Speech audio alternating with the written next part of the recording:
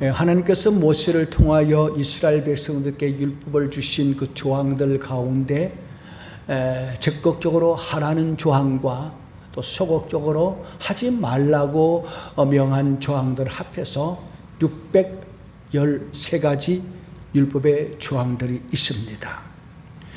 이 613가지 조항의 율법들을 요약하면 바로 그것이 십계명입니다. 그리고 십계명의 근본 정신은 사랑입니다. 십계명 중에 첫 번째 돌판에 새겨진 1계명에서 4계명까지는 하나님을 사랑하라는 것이고, 둘째 돌판에 새겨진 5계명부터 6계명까지는 이웃을 사랑하라는 계명입니다. 그러니까 하나님께서 우리에게 요구하는 가장 으뜸적인 계명이 뭐냐? 위로는 하나님을 사랑하고 아래는 이웃을 사랑하라는 것이 오늘 40절의 말씀처럼 율법과 선자의 강령이다라고 말씀해 주고 있습니다. 지난 주일 아침에 우리들은 마음을 다하고 목숨을 다하고 뜻을 다하고 힘을 다하여 하나님을 사랑하라고 하신 그 말씀을 묵상하면서 우리가 하나님을 어떻게 사랑할 것인가를 함께 살펴보았습니다. 먼저 마음을 다하고 뜻을 다하여 하나님을 사랑하라고 하셨는데, 이는 하나님보다 더 사랑하는 것이 하나님과 나 사이에 끼어들지 못하게 하라는 거예요. 마음을 다하고 뜻을 다하라는 말은 내 중심을 다해서 전심으로 하나님을 제일로 사랑하라는 그런 의미의 말씀이라 했습니다. 두 번째는 목숨을 다하고 힘을 다하여 하나님을 사랑하라고 하셨는데, 이것은 내 자신의 목숨을 포함한 내가 가진 모든 것을 가지고 헌신하고 희생함으로 하나님을 힘껏 사랑하라는 그런 말씀이었습니다. 세 번째, 이 말씀을 마음에 새기라 했어요. 마음에 새긴다는 말은 마치 도장에 이름을 새기듯 하나님의 말씀을 마음에 있게 하고 그 말씀이 우리 마음을 다스리게 하여 그 말씀이 우리를 인도하는 대로 따라가는 삶, 순종하는 삶이 하나님을 사랑하는 것이다 라고 그렇게 말씀하셨습니다. 결론적으로 우리가 무엇을 하든지 그 동기가 하나님을 사랑하는 데서 출발해야 되고, 그리고 하나님을 사랑함에 있어서 마음과 뜻과 힘을 다하여 최선을 다해서 하나님을 섬기고 헌신하는 것, 이것이 바로 첫째 계명이다 라고 말씀하셨습니다. 자, 그래서 오늘 아침에는 내 이웃을 내 자신과 같이 사랑하라고 명하신 두 번째 계명에서 우리는 이웃을 어떻게 사랑해야 되는가, 왜 사랑해야 되는가에 대해서 함께 또 알아보고 은혜 받고 정말 주님께 원하시는 대로 하나님을 사랑하고 이웃을 사랑하는 그런 성숙한 하나님의 사람들이 되기를 바라면서 함께 말씀을 상고하려고 합니다. 자, 먼저 우리가 알 것은 이웃에 대한 사랑은 하나님의 사랑의 연장이라 하는 것을 잊지 말아야 됩니다. 다른 말로 하면은 첫째 계명과 둘째 계명, 하나님을 사랑하는 것과 이웃을 사랑하는 것은 따로 가는 것이 아니라 함께 가는 하나라는 것을 오늘 예수께서 말씀해 주셨습니다. 이미 앞에서 살펴보았듯이 하나님을 사랑하는 자는 하나님의 말씀을 마음에 새기고 그 말씀이 내 마음을 다스리게 하고 그 말씀이 내 삶의 내 생활의 원리가 되게 하라고 했는데, 곧 순종하라고 했는데, 그러므로 주의 말씀대로 주의 뜻대로 이웃을 사랑하는 것이 바로 하나님을 사랑하는 정표라는 말입니다. 요한일서 4장 20절에 보니까 누구든지 하나님을 사랑하노라 하고 그 형제를 미워하면 이는 거짓말하는 자니 보는 바 그 형제를 사랑하지 아니하는 자는 보지 못하는 바 하나님을 사랑할 수 없는지라. 보이는 바 형제를 사랑하지 않고 보이지 않는 하나님을 사랑한다 하는 이 말이 뭡니까? 거짓말한다는 거예요. 이웃 사랑이 중요한 또 다른 이유는 이 이웃 사랑은 하나님의 거룩한 명령이기 때문입니다. 이 명령을 주신 분은 하늘과 땅의 모든 권세를 가지신 거룩하신 하나님의 명령이기 때문에 우리는 결코 이 명령을 회피할 수가 없는 절대절명, 지상의 명령이라는 것입니다. 우리 사람이 뭘 요구할 때 내가 생각해보고 예, 아니요를 결정할 수 있습니다. 거부할 것은 거부하고 또 받아들일 것은 받아들입니다. 그러나 하나님의 명령은 우리가 선택할 여지가 없습니다. 무조건 순종해야 됩니다. 왜냐하면 그분의 명령은 거룩하신 하나님의 명령이요, 궁극적으로 우리에게 복 주시기 위해서 우리가 잘 내려가 주신 명령이기 때문에 거부할 수 없는 것입니다. 만약에 하나님의 말씀에 불순종한다면 이것은 하나님을 거역하는 반역죄가 되는 것입니다. 인류상 아담과 하와가 범한 죄가 바로 하나님을 반역한 거예요. 하나님의 말씀을 불순종한 거예요. 그러므로 우리가 주께서 말씀하신 대로 이웃을 사랑해야 된다는 것이 성경 전체의 가르침입니다. 어떤 사람은 마음속으로는 형제를 시기 질투하고 미워하면서도 겉으로는 경건한 척 자신을 꾸미는 사람이 있습니다. 그러나 우리가 참으로 경건한 사람이 되려면 이웃 사랑을 실천해야 됩니다. 이것이 경건의 최고봉입니다. 방언을 하고 금식 기도를 하고 기도하는 시간이 오랫동안 기도하는 것, 그것이 경건이 아니라 이웃을 사랑하는 것이, 하나님을 사랑하고 이웃을 사랑하는 것이 참된 경건이라고 성경이 가르쳐주고 있어요. 그래서 고린도서 13장 1절에 보니까 내가 사람의 방언과 천사의 말을 할지라도 사랑이 없으면 소리나는 구리와 울리는 꽹과리와 같다 그랬습니다. 그리고 우리가 전심을 다해 하나님을 사랑하고 또 이웃을 사랑하는 것은 어떤 종교적인 의식을 행하는 것보다 더 우선해야 될 명인 것을 성경이 가르쳐주고 있습니다. 마태복음 5장 23절 24절에 예수께서 이렇게 말씀하십니다. 너희 가운데 예물을 제단에 드리려다가 거기서 내 형제께 원망 들을 만한 일이 있는 것이 생각나거든 예물을 제단 앞에 두고 먼저 가서 형제와 화목하고 그 후에 와서 예물을 드리라 그랬습니다. 주의 제단에 예물을 드리는 것은 종교적 의무를 행하는 것입니다. 그리고 형제와 화목하라 하는 이 말은 형제를 사랑하라는 말입니다. 그렇다면 이 말씀이 무엇을 가르칩니까? 하나님 앞에 예배를 드리고 이 제물을 드리고 종교적인 행위를 하는 것보다 먼저 하나님의 사랑과 이웃 사랑이 선행되어야 된다는 거예요.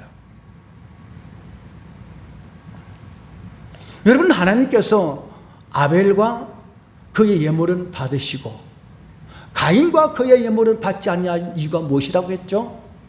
아벨은 하나님의 살아계심을 믿었습니다. 또 하나님을 사랑했습니다. 함께 예배하는 가인 형님도 사랑했습니다. 그런 마음으로 하나님 예배 드릴 때 하나님께서는 그 하나님을 신뢰하고 하나님을 사랑하고 형제를 사랑하는 그 아벨을 먼저 받으시고 그 예물도 받았다는 거예요. 그런데 가인은 어떻게 예배를 드렸다고요? 예물은 바쳤습니다. 그 마음에 하나님을 신뢰하는 믿음도 없습니다. 하나님을 사랑하지도 않았습니다. 형제도 사랑하지 않았습니다.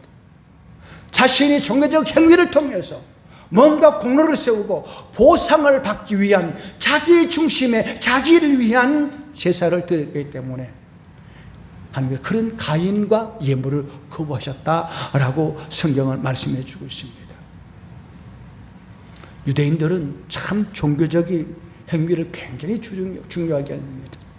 그들은 1회에 2번씩 금식하고 길을 가다가 정한 시간이 되면 길가에 서서 길게 기도도 하고 예물도 드리고, 이 바리새인들 유대인들이 11조를 얼마나 철저하게 드리는가 하면은 곡물로 11조를 드릴 때는 대를 대고 나머지는 그 곡식 알갱이를 숫자를 세워서 드릴 만큼 철저하게 11조를 드렸습니다. 대단하죠.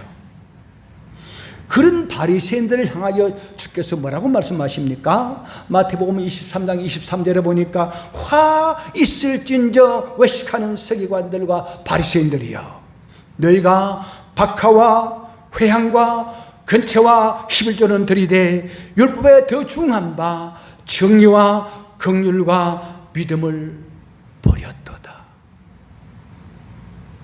아무리 종교적인 의식이 경건하다 할지라도 하나님을 향한 믿음과 사랑과 형제를 향한 사랑이 없으니 화 있을 것이라는 거예요. 너희들의 그 모든 종교적 행위가 내 앞에 역겹다. 이 외식하는 바리새인들아, 이 화 있을 자들아. 그렇게 주께 책망하시는 거예요. 그러니까 하나님을 사랑하고 이웃을 사랑하는 것은 따로 가는 것이 아니라 하나의 계명인데, 자, 그러면 우리가 어떻게 이웃을 사랑해야 되겠습니까? 먼저 여기 예수께서 말씀하시기를 내 이웃을 네 자신과 같이 사랑하라 그랬습니다. 이 말은 먼저 네 자신과 같이 사랑하라는 말은 네 자신을 사랑하라는 거예요. 우리가 우리를 사랑해야 된다고 가르치고 있습니다. 자, 우리가 어떻게 사랑해야 됩니까? 내 자신의 가치를 바로 알고 자존감을 가져야 돼요.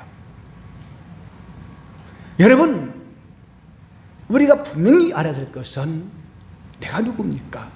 우리가 누굽니까? 하나님이 자기 아들을 나 대신 십자가에 못 박아 죽기까지 나를 사랑하신, 나는 하나님이 그런 사랑을 받고 사는 너무나 귀한 존재라는 말이에요. 그러므로 하나님을 사랑받고 있는 나를 내가 사랑하지 않으면 누가 사랑합니까? 여러분, 하나님을 사랑하라, 이웃을 사랑하라는 말은 너를 미워하라는 말이 아니에요. 예수께서 제자들에게 네 아비나 네 어미를 미워하지 아니하면 하는 말이 있는데, 이 말은 문자적으로 미워하라는 말이 아니에요. 하나님을 제일로 사랑하고 내 부모, 형제, 너 자신을 두 번째 사랑하라는 말이에요. 잘못 오해하게 되면은 네 부모와 네 처자를 미워하라 그러니까 하나님을 너무 사랑하기 때문에 나는 처자식도 부모, 형제도 사랑하지 않는다. 그건 하나님의 말씀을 곡해하는 거예요. 우리는 내가 얼마나 존귀한 존재인가, 나 자신의 가치를 알아야 돼요. 자존감을 높여야 돼요. 근데 사실은 사람들이 자기를 사랑하면서도 부패한 인간들은 자신을 잘못 사랑하고 있다는 게 문제인 것입니다.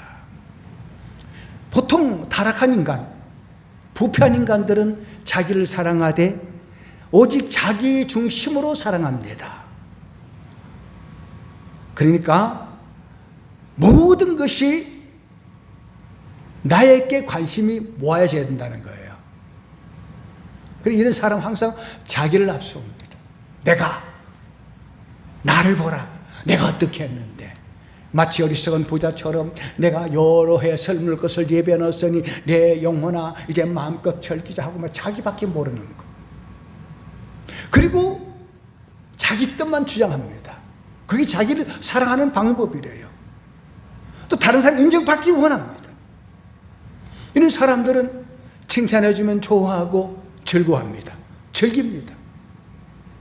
그리고 이런 사람 자기 유익을 위해서는 남을 속이고 남을 무시합니다. 그러나 경건하고 거룩한 하나님의 사람들은 이 사랑이 너무 자연스러워서 하나님을 기쁘시게 됩니다. 다시 말하면은 진정한 자기 사랑은 자기 존재를 알고 자존감을 높여야 되는데, 그리고 자기 자신의 가치를 바로 알고 자존감을 가지는 사람은 세 가지 사실을 인식을 해야 됩니다. 이걸 알 때 자존감이 높아지는 거죠. 사람은 하나님께서 만드신 가장 고귀한 창조물이다.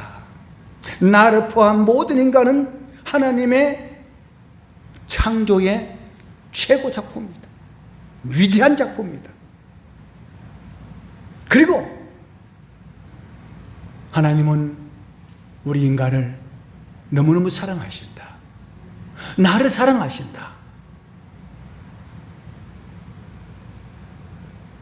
그래서 나에 대한 존재 가치를 바로 아는 사람은 또 다른 사람에 대해서도 그 자존심을 높여줘야 되는 거예요. 내 자존감이 높아지는 만큼 다른 사람의 자존감을 높여주는 것이 이웃을 사랑하는 가장 기본적인 자세다 하는 그런 말씀입니다. 내가 존귀한 만큼 다른 사람을 존귀하게 여기라는 말이에요. 이것이 내 이웃을 내 자신과 같이 사랑하라고 하신 이 말씀의 의미입니다. 그래서 항상 다른 사람을 존귀하게 여기되 나보다 낮게 여겨야 됩니다.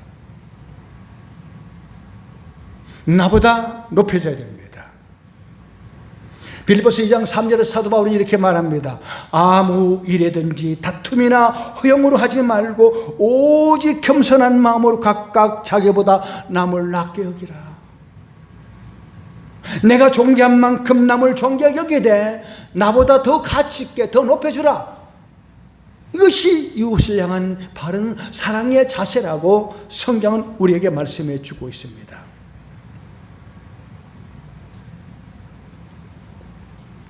자, 그렇다면 우리 이웃이 누구냐는 것입니다. 우리의 이웃이 어디까지 포함이 되느냐 하는 것이죠. 이 질문에 대해서 예수님은 선한 사마리아의 비유를 통해서 우리의 이웃의 범위에 대해서 잘 말씀해 주셨습니다. 어떤 사람이 예루살렘에 왔다 여리고 내려가다 강도를 만났잖아요. 옷을 다 벗기고 가진 거 다 뺏기고 얼마나 얻어맞았던지 죽어가고 있습니다. 스스로 경건한 사람이라고 자긍했던 제사장들이나 바리새인들은 그 강도 만난 사람을 그냥 보고 지나쳐 버립니다. 근데 사마리아 사람이 길을 가다가 이 강도 만난 사람을 발견하고 나서 가서 자기 가지고 있던 기름으로 상처를 발라주고 옷을 입히고 자기 나귀에 태워서 병원에 입원시킵니다. 그리고 치료비를 주면서 내가 볼일 보고 돌아올 때까지 이 사람을 잘 치료해 주십시오. 만약에 치료비가 모자라면 그때 제가 지불하겠습니다. 이 얘기를 주께서 말씀하시고 무의들에게 이렇게 질문합니다. 누가 강도 만난 이 사람의 이웃이냐? 예, 사마리아 사람입니다. 그때 주께서 말씀하십니다. 너희도 가서 그렇게 행하라. 이 말이 무슨 말인가 하면은 긍휼을 필요로 하는 사람에게 긍휼을 베풀어 주는 것이 참된 이웃 사랑이다 하는 그런 말이에요. 그런데 세상에는 권세 있는 사람이나 부자나 모두가 긍휼이 필요한 사람입니다. 긍휼이 필요치 않은 사람은 아무도 없습니다. 그러므로 우리의 이웃은 이 세상의 모든 사람들이 우리의 이웃이란 말이에요. 민족이나 혈종을 구분하지 않고 모든 민족, 모든 족속 다 우리의 이웃이다. 그렇게 성경은 가르쳐주고 있습니다. 신분과 조건과 환경에 상관없이 그들 모두는 우리의 이웃입니다. 우리 대한민국이 6.25 동란을 맞아서 북한의 침략으로 완전히 적화될 위기에 처했을 때 세계에서 16개 나라에서 군사를 파견해서 우리나라를 지켜주었습니다. 왜 왔겠습니까? 그들이 대한민국을 자신들의 이웃을 여기기 때문이에요.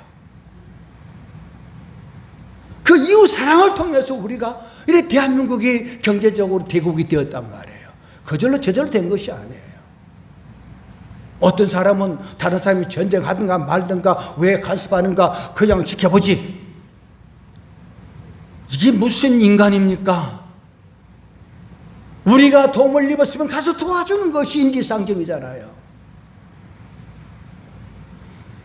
이 세상에 존귀하지 않는 사람이 아무도 없습니다. 모두가 하나님의 형상대로 지음받았어요. 모두가 하나님을 사랑하는 자들이에요. 악인과 성인에게 동일하게 사랑을 베푸신 하나님 앞에 모든 민족, 모든 족식, 모든 긍휼이 필요한 사람에게 긍휼을 베푸는 거, 이것이 바로 이웃 사랑을 향한 참된 사랑이다.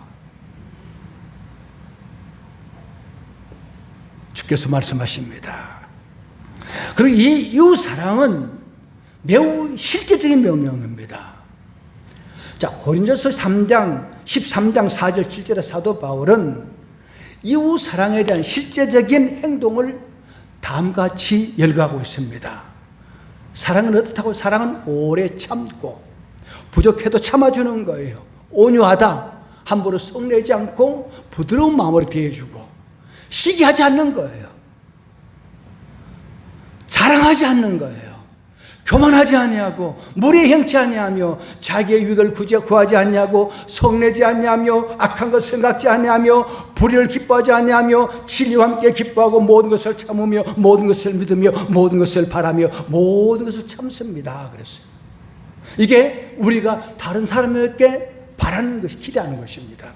내가 좀 잘못해도 오랫동안 참아주시고 화내지 말고 성내지 말고 이해해 주시고 용납해 주십시오. 나에게 무리 행치 마십시오. 성내지 마세요. 내가 잘못되기를 악한 걸 생각하지 말아주세요. 이게 다른 사람이 내게 해주기를 원하는 우리의 마음 자세 아닙니까? 그렇다면 우리도 다른 사람에게, 내가 다른 사람에게 대접받고 싶은 만큼 다른 사람에서 오래 참아주고 온유하고 시기하지 아니하고 자랑하지 아니하고 교만하지 않고 무리 행치 아니하고 성내지 아니하고 허물을 덮어주며 참아주고 품어주는 것이 바로 이웃을 향한 참된 사랑이다 라고 말씀하고 있습니다. 마태복음 7장 12절에 예수께서 이런 말씀하십니다. 무엇이든지 남에게 대접을 받고자 하는 대로 너희도 남을 대접하라. 이것이 율법이요 선지자니라. 그러니까 진정한 사랑은 내가 다른 사람이 나를 높여주기를 바라고 다른 사람이 나를 사랑해 주기를 바라는 만큼 나도 그렇게 이웃을, 다른 사람을 사랑해 주고 존경해 높여주는 거, 이것이 바로 나를 사랑하는 것이고 이웃을 사랑하는 것이다. 그렇게 말씀하고 있습니다. 심지어 예수님은 원수까지도 사랑하라 하셨어요. 레위기 19장 18절에 보니까 원수를 갚지 말며 동포를 원망하지 말며 내 이웃 사랑하기를 내 자신같이 사랑하라. 나는 여호와이니라 그랬습니다. 용서의 최고의 덕목이 뭡니까? 이웃 사랑에 대한, 원수에 대한 최고의 사랑이 뭡니까? 용서하는 거죠. 우리는 과거에 하나님과 원수된 자들이었습니다. 하나님 원수된 우리들을 용서하시기 위하여 자기 아들을 화목제물 내주시기까지 그렇게 우리를 사랑하셨습니다. 그래서 성경은 말합니다. 하나님께서 우리를 용서해 준 같이, 원수를 사랑하고 용서해 주는 것이 하나님의 사랑을 본받는 가장 온전한 사랑이다라고. 마태복음 5장 46절 48절에 보니까 너희가 너희를 사랑한 자를 사랑하며 무슨 상이 있으리요? 세리도 이와 같이 아니하느냐? 또 너희가 너희 형제에게만 무난하면 남보다 더하는 것이 무엇이냐? 이방인들도 이같이 아니하느냐? 그러므로 하늘에 계신 너희 아버지의 온전하심 것 같이 너희도 온전하라. 원수된 너희를 사랑한 것 같이 너희도 원수도 사랑하라. 이것이 온전한 사랑이다. 로마서 12장 17절과 20절 21절에 사도 바울이 이렇게 말합니다. 아무에게도 악을 악으로 갚지 말고 모든 사람 앞에 선한 일을 도모하라. 할 수 있거든 너희로서는 모든 사람과 더불어 화목하라. 내 원수가 줄이거든 먹이고 목마르거든 마시게 하라. 그리함으로 네가 숯불을 그 머리에 쌓아놓으리라. 악에게 쉬지 말고 선으로 악을 이기라 했습니다. 자, 머리에 숯불을 넣는다 말이 무슨 말인가 하면은, 옛날에는, 요즘은 인덕션 스위치만 돌리면 불이 활 붙고 가스레인지 불 켜고 얼마나 좋았습니까? 옛날에는 화로나 부엌 아궁이에 불씨를 묻어 놓습니다. 장작불을 태워서 장작 그 숯불을 이렇게 재로 덮어 놓죠. 그리고 다음에 또 불을 지필 때는 그 덮어놓은 재를 걷어내고 그 불씨에서 불을 붙여서 또 아궁이에 불을 떼고 그렇게 했습니다. 그래서 옛날에 시집간 며느리가 가장 신경을 쓰는 게 뭐냐 그러면은 이 불씨를 꺼뜨리지 않는 거예요. 이 불씨가 꺼져버리면 낭패를 당합니다. 밥도 못 지어 먹죠. 근데 고대 근동에서는 불을 꺼뜨린 자에게 이 불씨를 빌려주는 것을 대단한 호의를 여겼습니다. 따라서 원수의 머리에 숯불을 놓는다 하는 이 말이 뭐냐면 비록 원수일지라도 사랑으로 그 불씨를 나누어주며 호의를 베풀라 하는 그런 말이에요. 원수라도 필요한 것이 있다면 도와주라. 이게 진정한 온전한 사랑이다라고 말씀해 주고 있습니다. 미국 샌디에고에 있는 아주 어리어리한 집에 한국 전쟁에 참전했던 아들로부터 전화가 걸려왔습니다. 엄마, 저 돌아왔어요. 너무 반가웠죠. 아이고, 아들아 왔느냐 반기니까. 근데 엄마, 내가 몹시 다친 친구 하나를 데려왔습니다. 한쪽 눈 없고 한쪽 팔도 없고 한쪽 다리가 없습니다. 그 친구와 함께 있고 싶습니다. 그랬더니 어머니가 그래라, 한 1년 동안 같이 있으면 되겠구나. 그때 아들이 말합니다. 엄마, 영원히 같이 살고 싶어요. 참 그 아이 친구는 너무 불쌍해요. 그러니 그 어머니가 애야, 너무 감성적이다. 얼마 후가 되면은 너 그 친구는 네게 짐이 될 것이다. 이 말을 듣자마자 전화가 끊겼습니다. 며칠 후에 샌디에고 호텔 12층에 떨어져 어떤 청년이 자살했다는 보도가 났습니다. 바로 그 어리한 부잣집의 아들이었습니다. 그 어머니가 달려가서 그 시신을 인수해서 보니까 그 자기 아들이 한쪽 눈이 없고 한쪽 팔이 없고 한쪽 다리가 없는 거예요. 이 아들이 한국 전쟁에 참전해서 한쪽 눈이 잃고 부상당해서 한쪽 팔이 잃고 한쪽 다리를 잃어버렸는데 혹시 어머니가 나를 짐으로 여기지 않냐 할까 미리 마음을 떠본 거예요.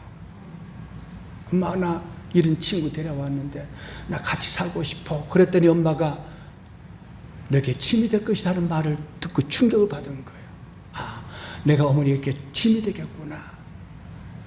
그래서 자살을 했다는 말입니다. 만일 그 엄마가 그래 아들아, 참 너 좋은 생각했다, 데려오라, 같이 살자 그랬다면 자기 아들을 살렸을 거예요. 그 불쌍한 아들의 친구를 받아주지 못하는 그 인색한 그 어머니는 결국 자기 아들이 잃는 불행을 자초한 겁니다. 무슨 말입니까?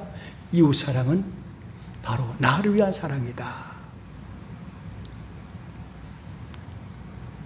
자, 40절 말씀 마지막으로 보시기 바랍니다. 그러므로 무엇이든지 남에게 대접을 받고자 하는 대로 너희도 남을 대접하라. 이것이 율법이요 선지아니라. 율법이요 선지라는 말은 성경 전체가 이웃을 사랑하는 것이, 하나님을 사랑하고 이웃을 사랑하는 것이 성경 전체의 핵심이라는 거죠. 그러므로 우리는 무엇보다도 하나님을 사랑해야 됩니다. 마음을 다하고 목숨을 다하고 뜻을 하고 힘을 다하여 하나님을 사랑하고 또 그와 같이 형제를 자신과 같이 사랑하는 것, 이것이 우리 하나님께서 우리에게 요구하시는 으뜸가는 강령이다, 명령이다 했습니다. 사랑이 없으면 우리 지금 드린 예배도 다 헛된 거예요. 어떤 부자 청년이 영생을 얻기 위해서 주님을 찾아오셨습니다. 예수 선생이요, 내가 어떻게 하면 영생을 얻겠습니까? 너 계명하느냐? 예, 합니다. 다 지켜가라. 예, 어릴 적부터 내가 다 지켜겠습니다. 주께서 참 굉장히 기뻐하셨습니다.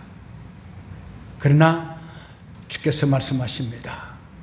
오히려 내게 한 가지 부족한 것이 있다.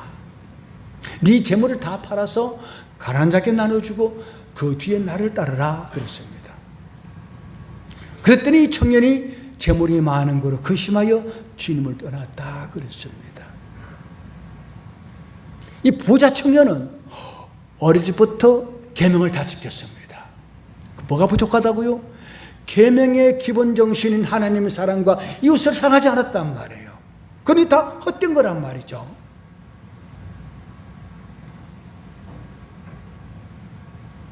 혹시 여러분들 주님을 사랑하지 않는 마음이 있다면 회개하십시오.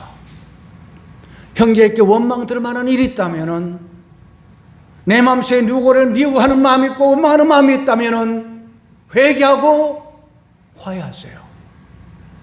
그래야 우리 예배가 연락되고 우리 재물을 주님께서 받으십니다. 말씀을 마치겠습니다. 요한일서 4장 12절에 보니까 어느 때나 하나님을 본 사람이 없으되 만일 우리가 서로 사랑하면 하나님은 우리 안에 거하시고 그의 사랑이 우리 안에 온전히 이루어지느니라 그랬습니다. 그 이웃 사랑의 최고 절정이 뭔 줄 압니까? 죄 가운데 멸망받을 이웃을 전도해서 구원 얻게 하는 거예요. 이웃을 사랑한다 하면서 전도하지 않는 것은, 그것은 이웃을 사랑하지 않는 것입니다. 초대교회 성도들은 하나님을 사랑하니까 그 명령을 따라 이웃을 사랑해서 목숨 걸고 불 속에 들어가서도 복음을 전했다라고 그렇게 말씀해 주고 있습니다. 로마 13장 10절에 보니까 사랑은 율법의 완성이다 라고도 했습니다. 이제 한번 자신을 돌아보시기 바랍니다. 정말 나는 하나님을 사랑하고 있는가? 나는 내 형제를, 내 이웃을 사랑하고 있는가? 만일 사랑이 없다면 어떡하겠습니까? 바울이 말했죠. 누구든지 주 예수 그리스도를 사랑하지 않는 자는 저주를 받을 것이다. 샌드위치의 그 어머니처럼 자기 아들의 친구를 사랑하지 않는 것이 결국 자기 아들을 잃어버린 불행을 자초했던 것처럼, 하나님께서 우리에게 하나님을 사랑하라, 이웃을 사랑하라는 말은 바로 우리 행복을 위해서 그렇게 하라고 말씀하셨으니까 우리 한번 주님 앞에 자신을 돌아보고 사랑하지 못했고 회개하고, 혹시 누구를 미워하는 마음이 있다면 회개하고 화해하시기 바랍니다. 그리고 열심히 전도하시기 바랍니다.